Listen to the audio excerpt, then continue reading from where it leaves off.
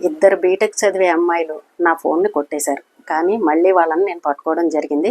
ఇది ఎక్కడ జరిగింది, ఎప్పుడు జరిగింది, ఈ వివరాలన్నీ ఈరోజు నేను చెప్తాను. అయితే నాకు చాలా అర్జెంట్ పని, ఒక ఆఫీస్లో పని ఉండేసరికి ఆ పని ఉంది కదా అని చెప్పేసి తాడేపల్లిగూడెం వెళ్ళాను.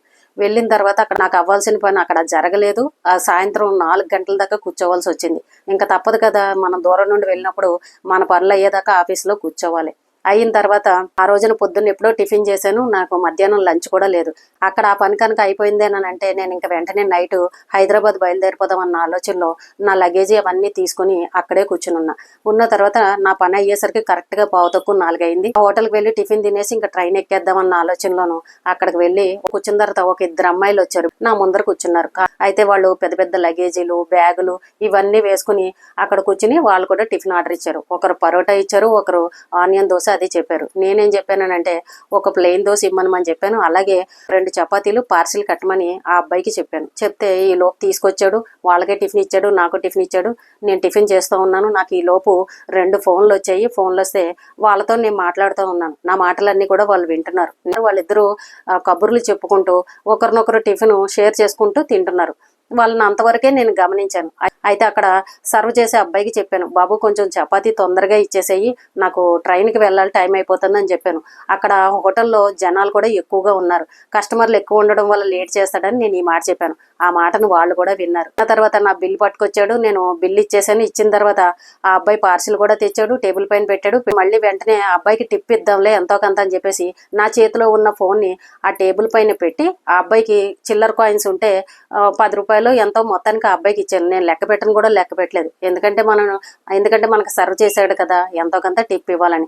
అదంతా కంప్లీట్ అయిపోయిన తర్వాత నేను ఆ ఫోన్ని అక్కడ మర్చిపోయి ఆ పార్సిల్ తీసేసుకుని నేను వాష్ బేసిన్ దగ్గరికి వెళ్ళి చేయి కడుక్కుని వెంటనే బయటకు వచ్చేసాను.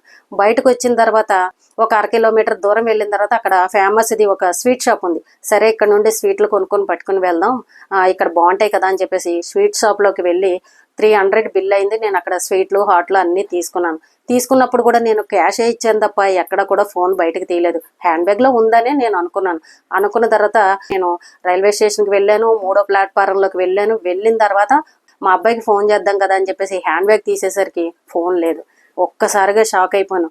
అయ్యో ఫోన్ లేదేంటి, ఎక్కడ పెట్టానని మొత్తం బ్యాగుల్లోనూ అక్కడ అంతా వెతికిన తర్వాత నాకు బాగా గుర్తొచ్చింది. హోటల్లో టిఫిన్ చేసేటప్పుడు ఆ అబ్బాయికి టిప్ ఇచ్చేటప్పుడు అక్కడ నా చేతిలో ఉన్న ఫోన్ టేబుల్ మీద పెట్టాను, హోటల్లోనే మర్చిపోయానని నాకు బాగా గుర్తొచ్చింది.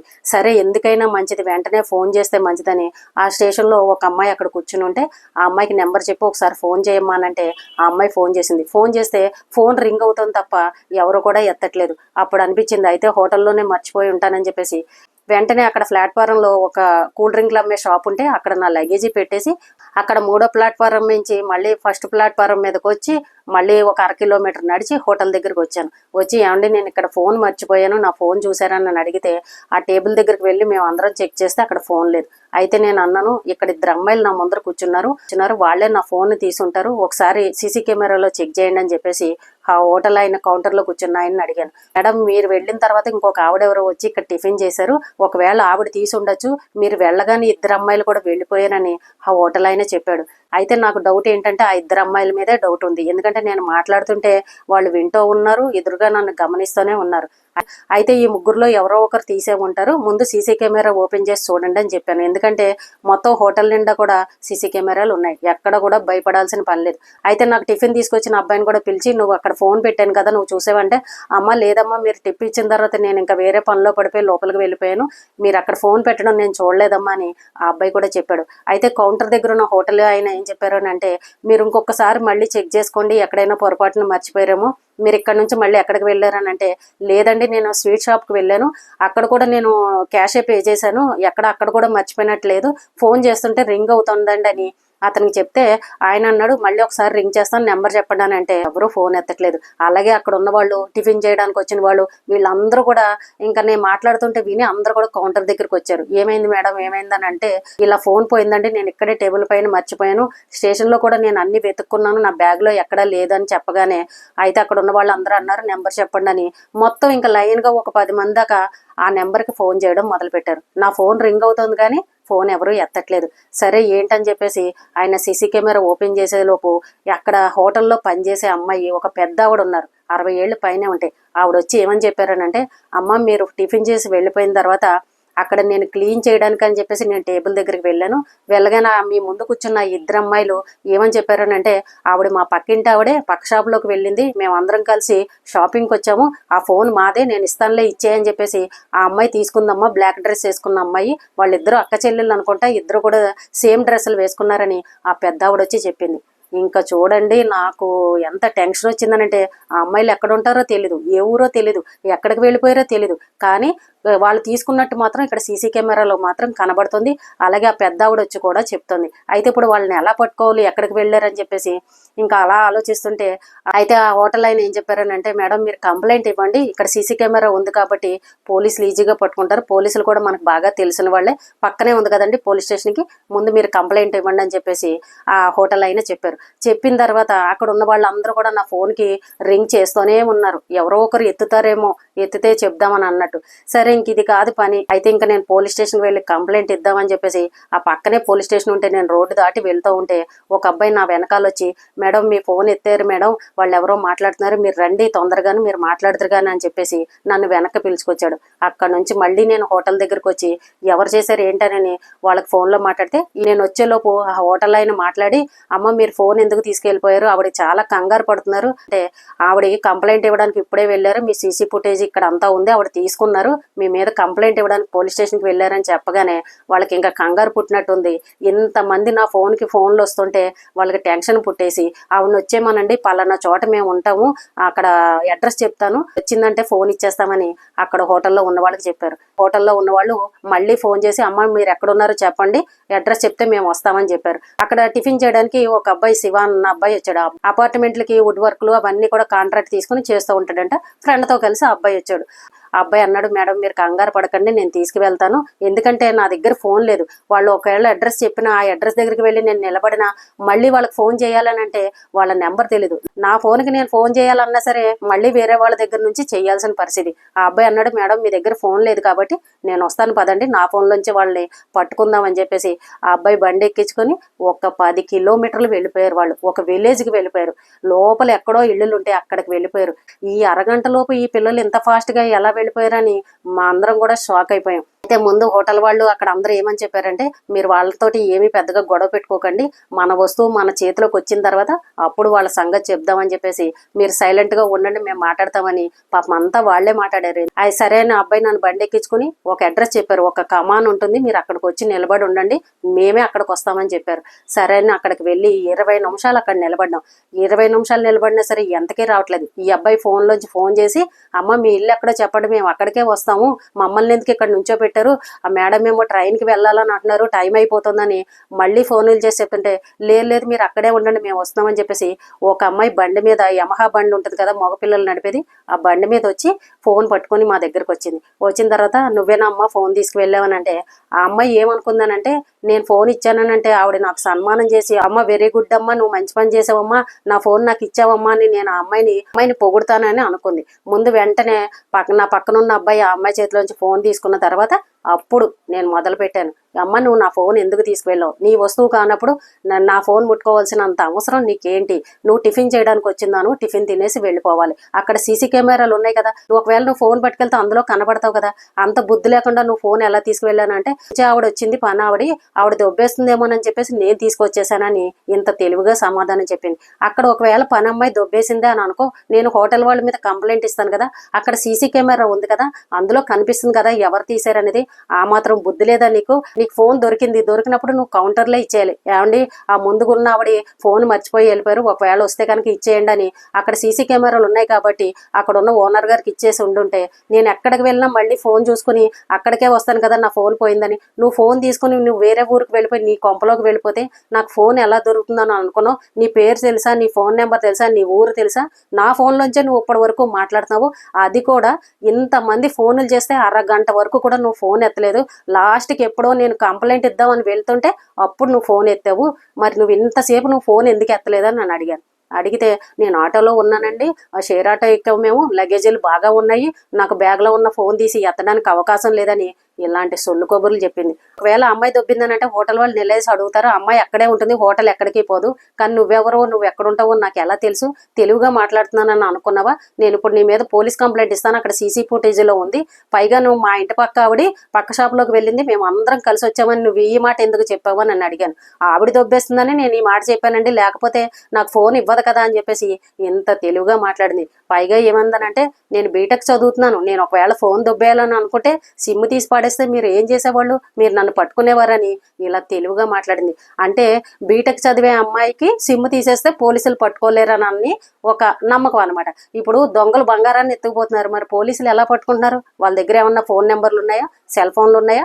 మరి ఏ రకంగా పట్టుకుంటున్నారు? అంటే ఇక్కడ ఇంత క్లియర్గా సీసీ ఫుటేజీల్లో మనుషులు కనబడుతూ ఉంటే, తీసుకున్నట్టు కనబడుతుంటే, పైగా నన్ను ఎలా పట్టుకుంటారని అడిగింది.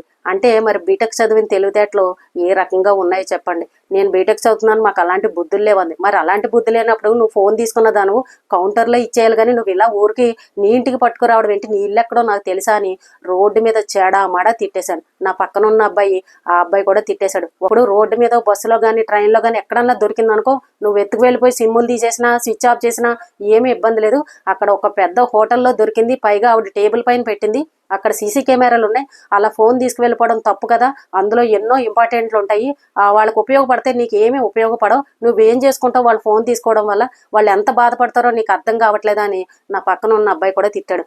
ఆ రోడ్డు మీద ఆ అమ్మాయిని నేను గట్టిగా అరిచి తిడుతూ ఉంటే ఆ చుట్టుపక్కల షాపుల వాళ్ళందరూ వచ్చారు. ఈ అమ్మాయి ఇలా చేసిందా అని అనగానే, అలా చేయడం తప్పు కదమ్మా, ఇప్పుడు ఆవిడ ఎక్కడో ఊరికి వెళ్తుంది, ఒకవేళ ట్రైన్ ఎక్కిన తర్వాత చూసుకుందా అనుకో ఆవిడ పరిస్థితి ఏంటి, వాళ్ళ ఇంట్లో వాళ్ళు ఫోన్లు చేస్తే వాళ్ళు ఎంత కంగారు పడతారు, ఫోన్ నువ్వెత్తుతావు, మరి ఆవిడ ఏమైనట్టు, ఇంటికి వెళ్లే వరకు కూడా వాళ్ళ ఇంట్లో వాళ్ళు ఎంత కంగారు పడతారని ఆ చుట్టుపక్కల ఉన్న వాళ్ళు కూడా బాగా తిట్టారు ఆ అమ్మాయిని. కావాలని తీయలేదు అంటున్నావు కదా, సరే పద నేను పోలీస్ కంప్లైంట్ ఇస్తాను, అక్కడికి వచ్చి మాట్లాడని చెప్పాను. అయితే అక్కడ చుట్టూ ఉన్న వాళ్ళు అన్నారు, పోనీలండి బీటెక్ చదువుకునే పిల్లలు, వాళ్ళ భవిష్యత్తు పాడవుతుంది, ఈ మాత్రం దానికి కంప్లైంట్ ఎందుకులేండి, మీ వస్తువు మీకు దొరికేసింది కదా, ఇంకా జాగ్రత్తగా వెళ్ళరండి అని చెప్పేసి ఆ అమ్మాయిని వాళ్ళు పంపించేశారు.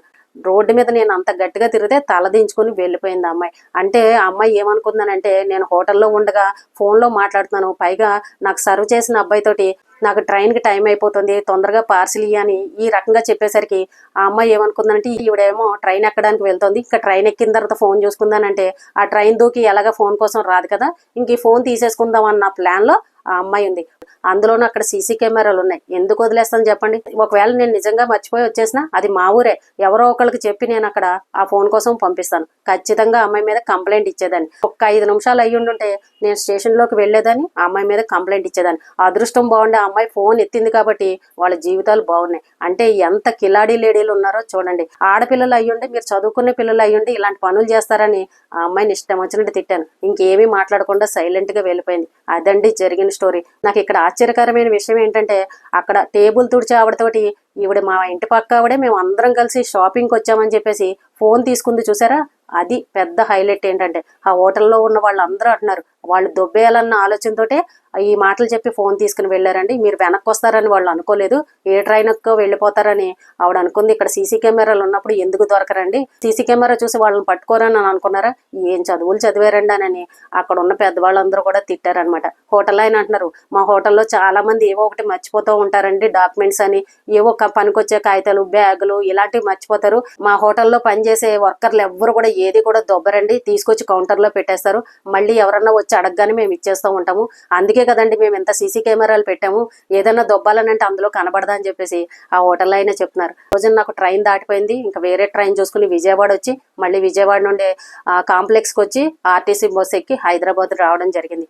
ఇదండి పెద్ద స్టోరీ జరిగింది. నేనే తెల్లారి లేచి అందరికీ వీడియోల రూపంలో చెప్తూ ఉంటాను, దొంగలు ఉన్నారు జాగ్రత్త, మీ వస్తువులు జాగ్రత్త, మీ ఫోన్లు జాగ్రత్త అని ఇలా అందరికీ చెప్తూ ఉంటాను. చూసారా, ఎక్కడో జరిగింది మనకు జరగదులే అని అనుకుంటాం, కానీ నాకే జరిగింది. నేను ఎక్కడ భయపడలేదు. కాకపోతే నా కోసం ఎవరన్నా ఫోన్లు చేశారని అంటే, వేరే వాళ్ళు ఫోన్ ఎత్తారని అంటే అవతల వాళ్ళు కంగారు పడతారు కదా, దాని గురించి నేను చాలా టెన్షన్ పడ్డాను. వెంటనే ఇంకా పోలీస్ కంప్లైంట్ ఇవ్వాలన్న ఆలోచనలో ఉన్నాను. అలాగే హోటల్ వాళ్ళు కూడా మీకు సీసీ ఫుటేజ్ ఇస్తామండి, కంప్లైంట్ ఇవ్వండి అని చెప్పేసి వాళ్ళు కూడా చెప్పారు. ఇది జరిగిన స్టోరీ అండి. చూసారా అండి, ఒక్కొక్కసారి మనకే ఇలాంటివి జరుగుతూ ఉంటాయి. అమ్మో పోలీస్ స్టేషన్కి వెళ్తే భయం, కంప్లైంట్ ఇస్తే మళ్ళీ వాళ్ళ చుట్టూ తిరగాలి, ఈ పెంటంతా ఎందుకు, ఈ గొడవ అంతా ఎందుకని ఇలా భయపడి కనుక వదిలేశారు అనుకోండి, మనకు చాలా విలువైనవి ఆ ఫోన్లో ఉంటాయి, వాళ్ళకు ఉపయోగపడవు కానీ మనకు ఉపయోగపడతాయి. అలా అని మనం ఎందుకు వదిలేయాలి? నేను ఎక్కడ కూడా భయపడలేదు. ఆ రోజున కనుక ఆ అమ్మాయి ఫోన్ ఎత్తకపోతే డైరెక్ట్గా వెళ్ళి కంప్లైంట్ ఇద్దామన్న ఆలోచనలోనే ఉన్నాను.